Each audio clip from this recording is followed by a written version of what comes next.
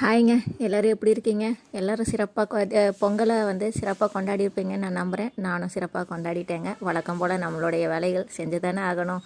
இன்றைக்கி நம்ம பேச போகிற விஷயம் என்னென்னா, நம்ம எல்லாரையும் நம்ம செய்கிற சாதாரண ஒரு மிஸ்டேக் தான். நம்ம எல்லாரு கூடயும் நம்மளை கம்பேர் பண்ணி பார்த்துட்டு, நம்ம அப்படி இல்லையே, இப்படி இல்லையே, நம்ம இனி நல்ல வாழ்க்கை வாழலையே, நான் இனி நல்லா இல்லையே, நல்ல நிலைமைக்கு வரலையே அப்படின்னு நம்ம ஃபீல் பண்ணுறது தான்.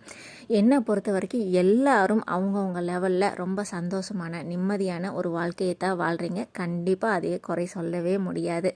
ஆனால் எப்போ நம்ம நம்ம வாழ்க்கை நமக்கு பிடிக்கல, நான் நல்ல நிலைமையில் இல்லை, நான் அப்படி இல்லை இப்படி இல்லைன்னு ஃபீல் பண்ண ஆரம்பிக்கிறோம் தெரியுமா?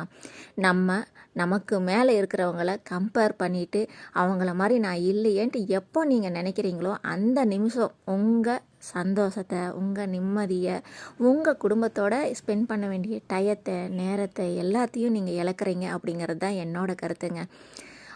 ஆனால் இதை சொன்னதும் நமக்கு என்ன சொல்ல தோணும் தெரியுமா? ஆனால் நான் நான் நான் அந்த மாதிரி நல்லா இல்லையே, நான் இப்போ இருக்கிற இந்த வாழ்க்கை எனக்கு பிடிக்கலையே, நான் இன்னும் அடுத்த லெவலுக்கு போகணும்னு நினைக்கிறேனே, நான் இன்னும் பெரிய லெவலில் இருக்கணும்னு நினைக்கிறேனே, அப்படி நினைக்கும் போது இந்த வாழ்க்கை எனக்கு பிடிக்கலையே, நான் நினைக்கிறது தப்பா அப்படின்னு தான் கேட்க தோணும். கண்டிப்பாக தப்பே கிடையாதுங்க. இது எல்லாருக்கும் ஒரு இயல்பான ஒரு விஷயந்தான்.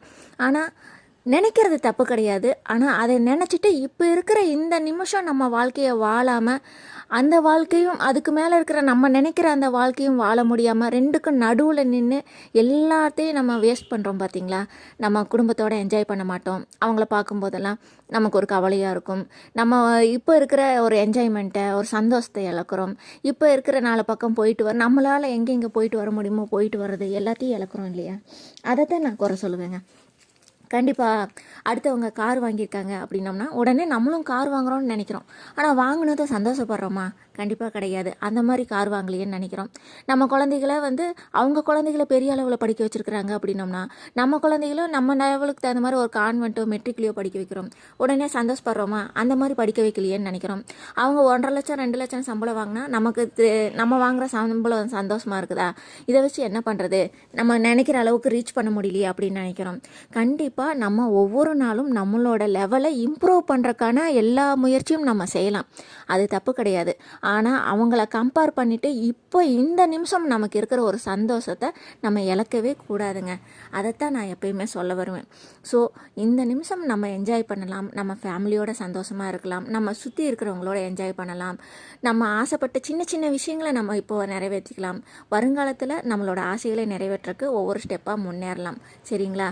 கண்டிப்பாக அடுத்தவங்களோட கம்பேர் பண்ணி உங்களோட நிம்மதியை நீங்கள் இழக்காதுங்க. அதைத்தான் நான் சொல்ல வருவேன். ஓகேங்களா?